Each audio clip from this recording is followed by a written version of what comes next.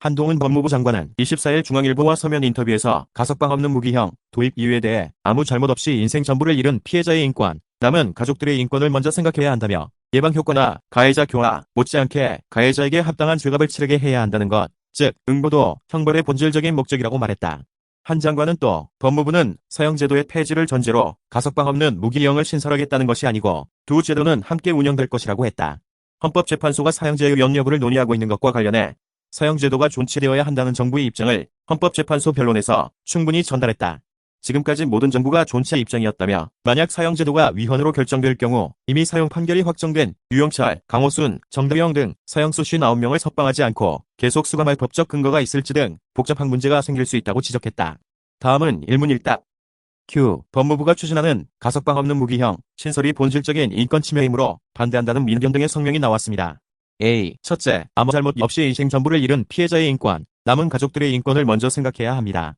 예방 효과나 가해자 교화 못지않게 가해자에게 합당한 죄값을 치르게 해야 한다는 것, 즉 응보도 형벌의 본질적인 목적입니다.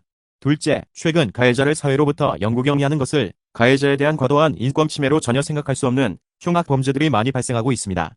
흉악 범죄자는 사회에서 영구격리할 것이라는 그런 흉악 범죄자에게 다음 기회는 없을 거라는 메시지가 잠재적 범죄자들에게 전달되는 것이 결코 유사범죄 예방에 무용한 것이라고 생각하지 않습니다. 셋째, 이미 사형제도가 존재하는 우리나라에서 그 아래 단계인 가석방 없는 무기형을 인권 침해 때문에 신설하면 안 된다는 주장은 공감하기 어렵습니다.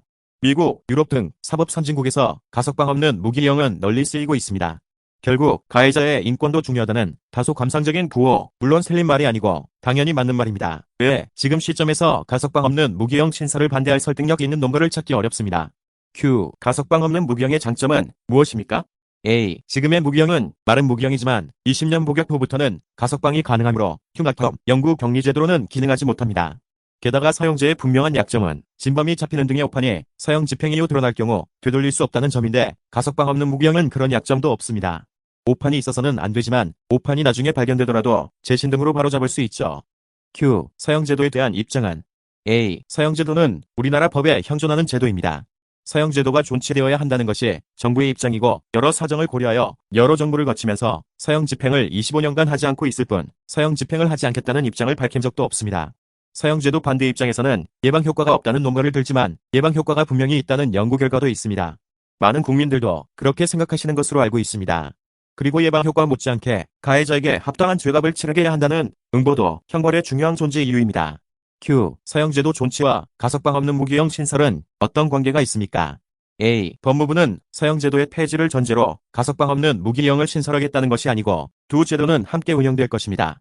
미국은 대부분의 주에서 가석방 없는 무기형을 운용하고 있고 그중 27개 주에서는 사형제도도 함께 운영하고 있습니다. Q. 현재 진행 중인 사형제도 헌법소원에 대한 전망이나 생각은 A. 사형제도가 존치되어야 한다는 정부의 입장을 헌법재판소 변론에서 충분히 전달했습니다. 지금까지 모든 정부가 존치의 입장이었습니다. 만약 사형제도가 위헌으로 결정될 경우 이미 사형 판결이 확정된 유영철, 강호순, 정대영 등 사형수 59명을 석방하지 않고 계속 수감할 법적 근거가 있을지 등 복잡한 문제가 생길 수 있습니다. 그 사람들은 사형 판결을 받은 것이지 징역형 판결을 받은 것이 아니니 생기는 문제입니다. 가석방 문제에 대해서는 이렇게도 생각해 볼 필요가 있습니다. 지금 이제 많이 얘기되는 것이 예방 효과, 교화 효과 이렇게 언론에서 많이 나오지 않습니까? 그런데 형벌의 목적 중에는 그것 이상으로 적어도 그것보다 더 중요하거나 어디면 같이 봐야 될 것은 죄값을 치르는 겁니다. 응보죠.